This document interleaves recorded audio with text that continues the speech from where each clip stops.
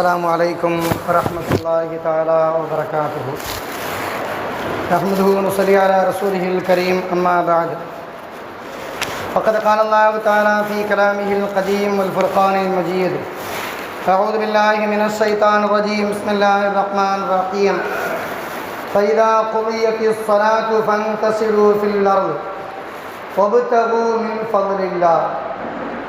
قال النبي صلى الله عليه وسلم: طلب كسب الحلال فريضة بعد الفريضة أو كما قال عليه الصلاة والسلام.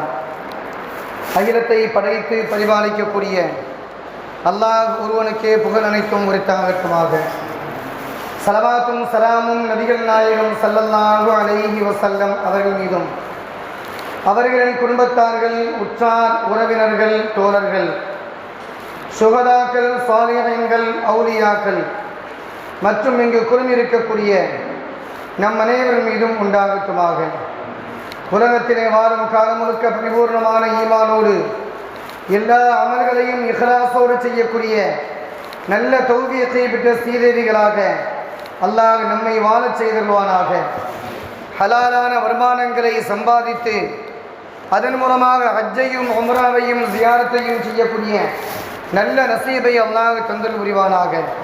ஹராமான வருமானங்களை சம்பாதித்து அதன் மூலமாக நரகத்தை சேரக்கூடிய படுமோசமான வாழ்க்கை விட்டும் அல்லாஹ் நம்மையும் நம்முடைய சந்ததிகளையும் அல்லாஹ் பாதுகாத்து அருள் புரிவானாக.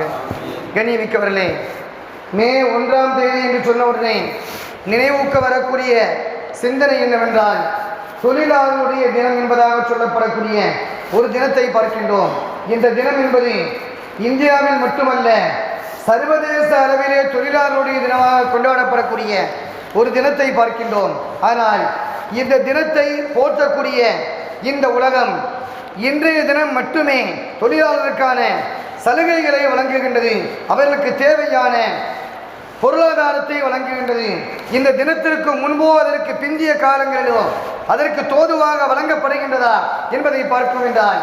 கிடையாது என்பதாக சொல்லும் அளவுக்குள்ள சூழ்நிலைகளை பார்க்கின்றோம். ஆனால் இஸ்லாமிய மார்க்கம் என்பது அன்றிலிருந்து இன்று மட்டுமல்ல, கியாமத் வரை தொழிலாளர் சம்பந்தமாக, தொழில்கள் சம்பந்தமாக, தொழிலை நடத்தக்கூடிய அந்த முதலாளிகள் சம்பந்தமாக எப்படியெல்லாம் இருக்க வேண்டும் என்பதை மார்க்கம் தெள்ளத் தெளிவாகவே சொல்லி காண்பித்து இன்னும் உயரச் சொல்ல வேண்டுமானால் தொழிலாளர்களுடைய அந்த தொழில் என்பது, சம்பாத்தியம் என்பது ஒரு வணக்கம் என்பதாக மார்க்கம் ஒருபடி மேலாக சொல்லி தந்திருக்கக்கூடிய சூழ்நிலைகளை பார்க்கின்றோம். அதற்கு மேலாக சொல்லித்தரும் ஒரு மனிதன் பிறரிடத்திலே கையேந்தி நிற்பதை விட விறகை சுமந்து அவன் வாழ்க்கை நடத்தக்கூடிய இந்த தராதரம் மிகச் சிறந்த ஒன்றாக, உயர்ந்த ஒன்றாக மார்க்கம் சொல்லித்தரக்கூடிய அந்த செய்திகளை பார்க்கின்றோம்.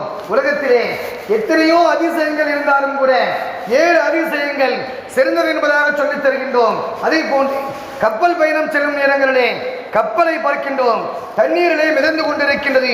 அதையெல்லாம் பார்க்கும் நாம் விமானம் பறக்கின்றது. அந்த விமானம் அதற்கு பின்னால் பார்த்தோம் என்றால் எத்தனையோ தொழிலாளர்கள் அதற்கு பின்னணியில் இருக்கக்கூடிய ஒரு சூழ்நிலைகளை பார்க்கின்றோம். மிதக்கும் கப்பல், கடலுக்கு மேலாக மிதக்கக்கூடிய கண்ணாடியாலான பாலங்களை பார்க்கின்றோம். அந்தரத்திலே செய்யக்கூடிய அந்த பாலங்கள் எல்லாம் பலவிதமான தொழிலாளருடைய பின்னணியிலே அமைந்த ஒரு உயர்ந்த செயலாக பார்க்கின்றோம். ஆனால் ஒரு செயல் உருபெற வேண்டுமானால், முழுமை பெற வேண்டுமானால் அதற்கு முன்பு பலவிதமான தொழிலாளருடைய பங்கீடு இருக்கக்கூடிய ஒரு சூழ்நிலைகளை பார்க்கின்றோம். எண்ணிமிக்கவர்களே, பெருமானார் ஸல்லல்லாஹு அவர்கள் சொல்லித் தருவார்கள், ஒரு மனிதன் சம்பாதிக்க வேண்டுமானால் அந்த சம்பாத்தியத்திலே 2 தன்மைகள் இருக்க வேண்டும்.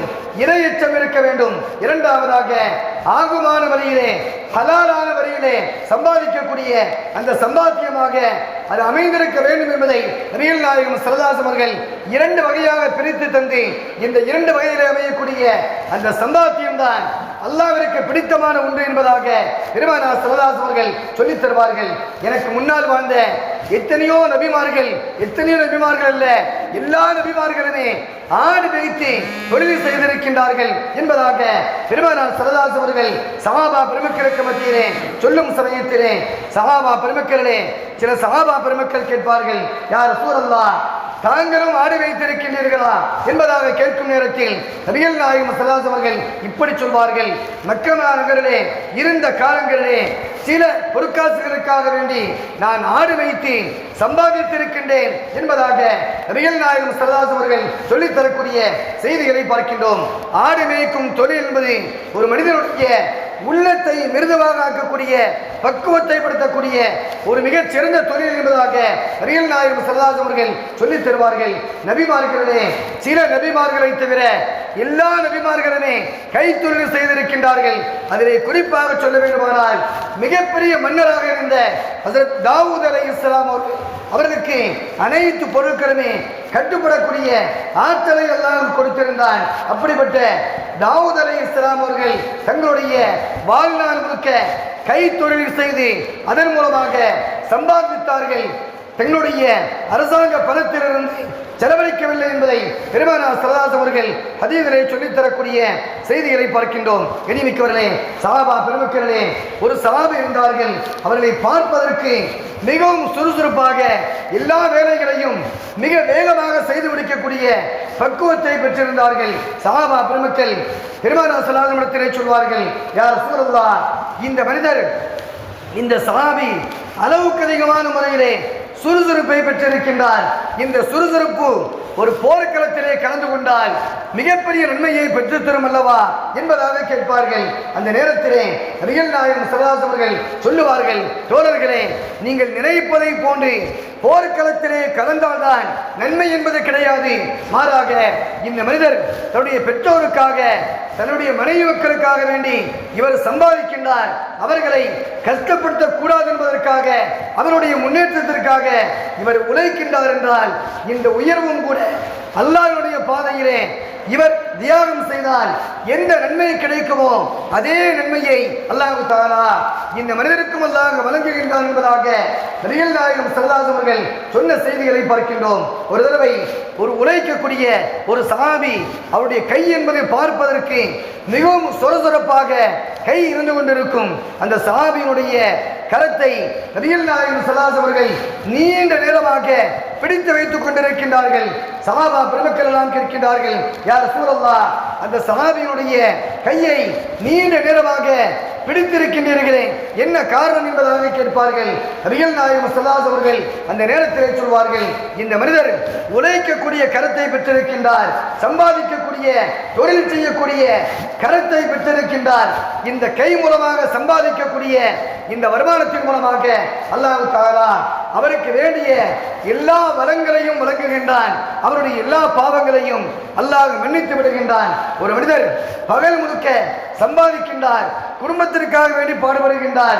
இரவு நேரத்திலே அயர்ந்தவராக, கலைத்தவராக அந்த மனிதர் அமர்ந்து விடுகின்றார். பெருமானார் ஸல்லல்லாஹு அலைஹி அவர்கள் அந்த மனிதரை பார்த்து சொல்வார்கள், தோழர்களே, அந்த மனிதர் அல்லாஹ்வினால் எல்லா பாவங்களையும் மன்னிக்க பெற்ற ஒரு மனிதராக அவர் மாறிவிட்டார் என்பதாக நபிகள் நாயகம் ஸல்லல்லாஹு அலைஹி அவர்கள் சொன்ன செய்திகளை பார்க்கின்றோம்.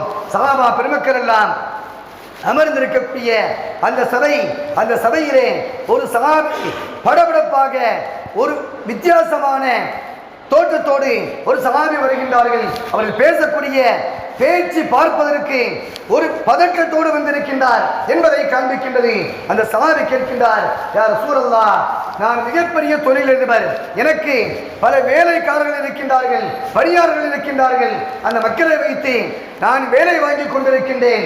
என்னுடைய யதார்த்தமான வாழ்க்கையிலே பணி செய்யக்கூடிய மனிதர்களே, சில மனிதர்கள் எனக்கு துரோகம் செய்து விடுகின்றார்கள். எனக்கு வேலைக்கு மாற்றமாக ஒரு வேலையை சொன்னால் அதற்கு மாற்றமான வேலையை செய்கின்றார்கள். சில மனிதர்கள் நான் ஏதாவது சொன்னால் அதற்கு மாற்றமாக செய்கின்றார்கள். குறிப்பிட்ட நேரத்திலே அந்த வேலையை முடிக்க வேண்டும் என்றால் அதை முடிக்காமல் அதற்கு பகரமாக தன்னுடைய சுய தேவைகளை நிறைவேற்றிக் கொண்டிருக்கின்றார்கள். சில நேரங்களிலே அந்த வேலை பார்க்கக்கூடிய அந்த மனிதர்களை நான் திட்டி விடுகின்றேன். சில நேரங்களிலே கடுமையான வார்த்தைகளால் பேசிவிடுகின்றேன். இது தவறா என்பதாக அந்த சஹாபி கேட்கும் நேரத்திலே நபிகள் நாயகம் ஸல்லல்லாஹு அலைஹி அவர்கள் சொல்லுகின்றார்கள், தோழரே, உங்களிடத்திலே பணி செய்யக்கூடிய அந்த மனிதர் அல்லாஹ்வால் படைக்கப்பட்ட ஒரு படைப்பு தான். அவருக்கு தேவையான அனுசரணையான வார்த்தைகளை பேசுங்கள், கடுமையான வார்த்தைகளால் அவர்களை விமர்சிக்காதீர்கள் என்பதாக நபிகள் நாயகம் ஸல்லல்லாஹு அலைஹி அவர்கள் சொல்லி தந்துவிட்டு கடைசியாக அந்த சஹாபி செல்வதற்கு முற்படுவார்கள். அந்த சஹாபியை திரும்ப அழைப்பார்கள்.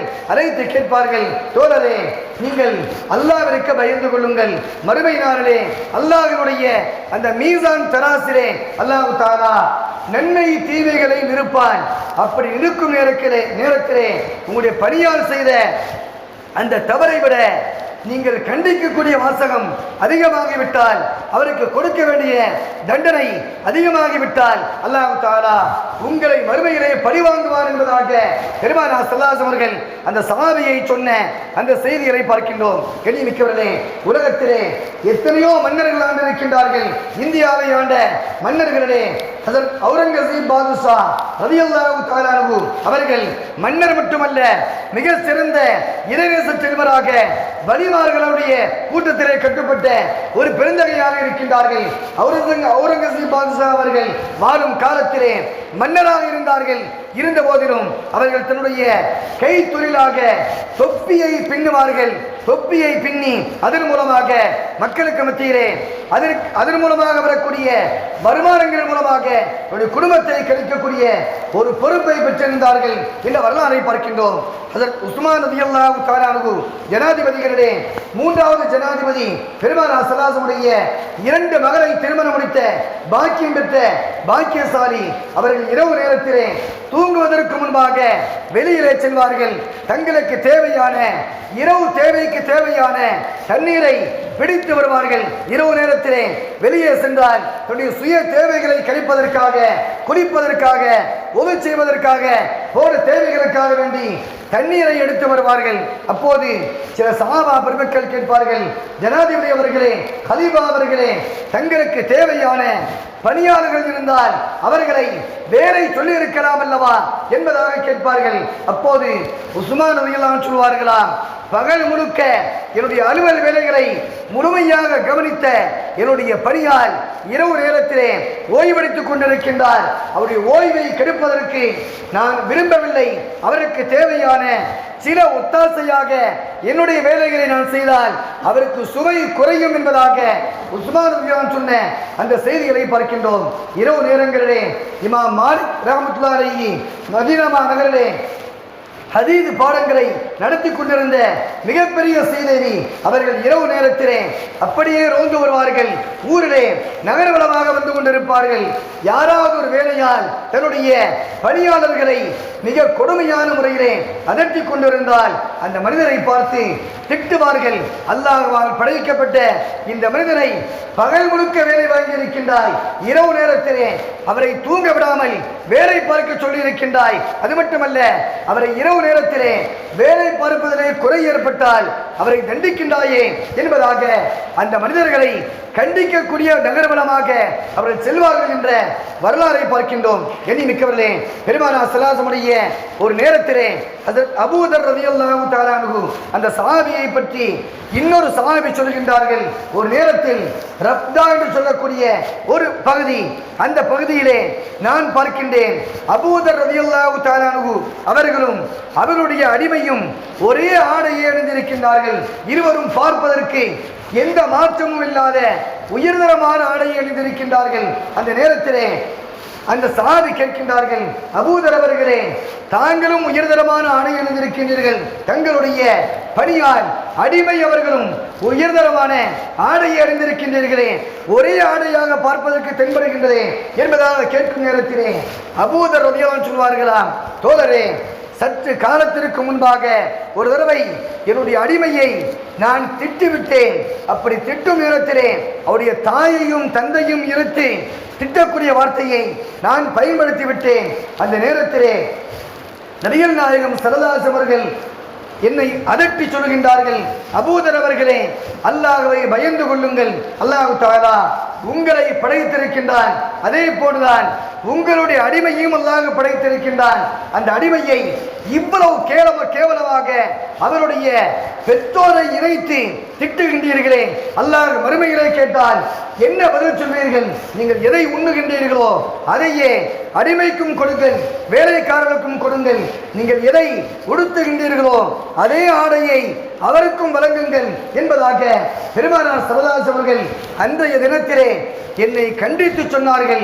அவர்கள் சொன்ன நாளிலிருந்து இதுவரை என்னுடைய வாழ்க்கையிலே நான் எதையெல்லாம் உணவாக உட்கொள்ளுகின்றனோ அந்த உணவை என்னுடைய அடிமைக்கும் நான் வழங்குவேன். எந்த ஆடைகளை நான் உடுத்துகின்றேனோ அதே ஆடையை என்னுடைய பணியாளுக்கும் நான் எடுத்து வருவேன், அவரையும் உடுத்த சொல்வேன். அன்றைய தினத்திலிருந்து இப்படித்தான் நடந்து கொண்டிருக்கின்றது என்பதாக பெருமானார் ஸல்லல்லாஹு அலைஹி அந்த சஹாபியை பார்த்து இன்னொரு சஹாபி சொன்ன அந்த வரலாறை பார்க்கின்றோம். பெருமானார் ஸல்லல்லாஹு அலைஹி அவர்கள் சொல்லுவார்கள், நாளை மஹ்ஷர் மைதானத்திலே 3 நபர்களுடைய விஷயத்திலே அல்லாஹ்வுடைய தர்பாரிலே நான் வழக்கை தொடர்வேன் என்பதாக பெருமானார் ஸல்லல்லாஹு அலைஹி அவர்கள் இப்படி சொல்வார்கள். சொல்லிவிட்டு சொல்வார்கள், ஒரு மனிதர் என் பெயரில் சத்தியமிட்டு அல்லாஹ்வுடைய பெயரை கொண்டு சத்தியமிடுகின்றான். ஆனால் சத்தியம் செய்ததற்கு பின்பாக அதற்கு மாற்றமாக அவருடைய மனோ இச்சையின் பிரகாரம் அந்த மனிதன் நடக்கின்றான். இந்த மனிதனுடைய விஷயத்திலே அல்லாஹ்வின் தர்பாரிலே நான் வழக்கை தொடர்வேன் என்பதாக பெருமானார் ஸல்லல்லாஹு அலைஹி அவர்கள் சொல்லிவிட்டு சொல்வார்கள். இரண்டாவதாக, ஒரு மனிதன் சுதந்திரமானவனாக சாதாரணமாக அவருடைய சுய வேலைகளை அவனே செய்யும் அளவுக்குள்ள அடிமை இல்லாத வாழ்க்கையை வாழ்ந்து கொண்டிருக்கின்றான். அந்த மனிதனை அடக்கி ஆளக்கூடிய இன்னொரு மனிதன் விலைக்கு விற்கின்றான். விற்கும் நேரத்திலே சொல்கின்றான், இவன் அடிமை என்பதாக மக்களுக்கு மத்தியிலே பகிரங்கப்படுத்தி சொல்லிவிட்டு அந்த மனிதனை அடிமையாக விற்கின்றான். அடிமையாக விற்ற அந்த பணத்தை அவனே செலவழிக்கின்றான். இந்த இரண்டாவது மனிதன் மீது அல்லாஹ்வின் தர்பாரிலே நான் வழக்காடுவேன். நிரபராதியான சுதந்திரமான மனிதனை அடிமை என்பதாக விற்று அதன் மூலமாக சம்பாதிக்கின்றான் என்பதாக அல்லாஹ்விடத்திலே நான் வாதிடுவேன் என்பதாக பெருமானார் ஸல்லல்லாஹு அலைஹி அவர்கள் சொல்லிவிட்டு சொல்வார்கள். மூன்றாவதாக, ஒரு மனிதன் இன்னொரு மனிதனிடத்திலே பணிக்கு அமர்த்தப்பட்டிருக்கின்றான், வேலைக்கு கூலியாளாக அமர்த்தப்பட்டிருக்கின்றான். ஆனால் அவனுடைய கூலியை அவன் சரிவர கொடுப்பதே கிடையாது. இப்படி கொடுக்காத அந்த முதலாளி மீது மறுமையிலே நான் அல்லாஹ்வுடைய தர்பாரிலே வாதிடுவேன் என்பதாக பெருமானார் ஸல்லல்லாஹு அலைஹி அவர்கள் சொன்ன செய்திகளை பார்க்கின்றோம். கண்ணியமிக்கவர்களே, பெருமானார் ஸல்லல்லாஹு அலைஹி அவர்கள் ஒரு தடவை ஒரு சஹாபி கேட்கின்றார்கள், யா ரசூலல்லாஹ், என்னுடைய பணியால் தவறை செய்து விடுகின்றான், அந்த மனிதரை நான் எப்படி கண்டிப்பது, எவ்வளவு தூரம் மன்னிப்பது என்பதாக கேட்கின்றார்கள். நபிகள் நாயகம் ஸல்லல்லாஹு அலைஹி அவர்கள் பொறுமையோடு அமர்ந்திருக்கின்றார்கள். அந்த சஹாபி மீண்டும் வருகின்றார்கள், யா ரசூலல்லாஹ், என்னிடத்திலே வேலை செய்யக்கூடிய பணியான் ஒரு தவறை செய்கின்றான், அந்த மனிதனை நான் எந்த அளவுக்கு மன்னிக்க வேண்டும் என்பதாக மீண்டும் இரண்டாவது முறையாக அந்த சஹாபி கேட்க பெருமானார் ஸல்லல்லாஹு அலைஹி அவர்கள் அமைதியாக இருக்கின்றார்கள். மூன்றாவது முறையாக அந்த மனிதர் மீண்டும் கேட்கின்றார்கள், யா ரசூலல்லாஹ், என்னுடைய பணியால் ஒரு தவறை செய்து விட்டால் அவரை எந்த அளவுக்கு மன்னிப்பது என்பதாக மூன்றாவது முறையாக கேட்க நபிகள் நாயகம் ஸல்லல்லாஹு அலைஹி அவர்கள் அந்த நேரத்திலே சொல்கின்றார்கள், உன்னிடத்திலே பணி செய்யக்கூடிய ஒரு மனிதன் அவன் ஏழையாக இருந்தால், தவறை செய்துவிட்டால், ஒன்றும் தெரியாத மனிதனாக இருந்தால் அவனை மன்னிப்பதற்கு ஒரு நாளில் 70 முறை மன்னிக்க வேண்டும் என்பதாக பெருமானார் ஸல்லல்லாஹு அலைஹி அவர்கள் அந்த மனிதனை பார்த்து சொன்ன அந்த வரலாறுகளை பார்க்கின்றோம். கண்ணியமிக்கவர்களே, சல்மானுல் ஃபாரிசி ரலியல்லாஹு தஆலா அவர்கள் இரவு நேரம் அல்ல பகல் நேரத்திலே தங்களுக்கு தேவையான சில பணிகளை செய்து கொண்டிருப்பார்கள். அந்த பணிகளிலே ஒன்றுதான் தனக்கு தேவையான உணவை தயாரிப்பதற்காக மாவை பிசைந்து கொண்டிருப்பார்கள். யாராவது வந்தால், மாவை பிசைந்து கொண்டிருக்கின்றீர்களே, உங்களுக்குத்தான் நிறைய பணியாளர் இருக்கின்றார்களே, அவர்களை பயன்படுத்தலாம் என்பதாக சொல்லும் நேரத்திலே சல்மானுல் ஃபாரிசி ரலியல்லாஹு தஆலா இப்படி சொல்வார்களாம், தோழர்களே, எனக்கு பணியாளர் இருக்கின்றார்கள், ஆனால் அவர்களுக்கு பல வேலை இருப்பதன் காரணத்தினால் அவருடைய வேலையிலே ஒரு வேலையை நான் பங்காக எடுத்துக்கொண்டேன், ஒரு வேலையை நான் குறைத்து கொண்டேன் என்பதாக சொன்ன வரலாறை பார்க்கின்றோம். எனவே வேலை செய்யக்கூடிய மனிதனுடைய விஷயங்களிலே மார்க்கம் சொல்லக்கூடிய முதல் தரம், ஒரு மனிதனை வேலைக்கு அமர்த்துவதாக இருந்தால் எத்தனை ஆண்டுகள் அந்த இடத்திலே பணி செய்ய வேண்டும் என்பதை ஆரம்பத்திலே குறிப்பிட வேண்டும். இரண்டாவதாக எவ்வளவு சம்பளம் கொடுக்கப்படும் என்பதை குறிப்பிட வேண்டும். மூன்றாவதாக எவ்வளவு நேர காலங்கள் பணி செய்யக்கூடிய பணியினுடைய நேரம் என்பதாக குறிப்பிட்டு அந்த மனிதனை பணிக்கு அமர்த்த வேண்டுமே தவிர வேலைக்கு சேர்ந்ததற்கு பின்பாக சம்பளத்தை பார்த்துக் கொள்ளலாம், எவ்வளவு நேரம் வேலை செய்யும் என்பதை பின்னால் நிர்ணயம் செய்து கொள்ளலாம்.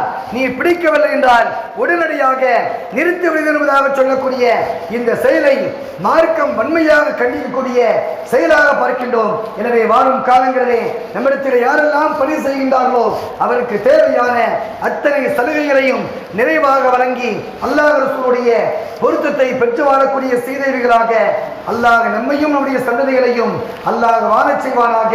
யாரெல்லாம் பணி செய்கின்றார்களோ அந்த மக்கள் அல்லாஹ் ரசூலுக்கு பயந்து இறையச்சத்தோடு ஹலாலான முறையிலே பணி செய்யக்கூடிய நல்ல தௌஃபீக்கை அல்லாஹ் தந்தல் புரிவானாக. அதன் காரணத்தினால் இம்மை மறுமையினுடைய எல்லா துன்பங்களையும் நீக்கி இம்மை மறுமையினுடைய எல்லா இன்பங்களையும் அல்லாஹ் நிறைவான முறையிலே தந்தல் புரிவானாக. வாஹிரு தஅவானா அல்ஹம்துலில்லாஹி ரப்பில் ஆலமீன். அஸ்ஸலாமு அலைக்கும் வரஹ்மத்துல்லாஹி வபரகாத்துஹு.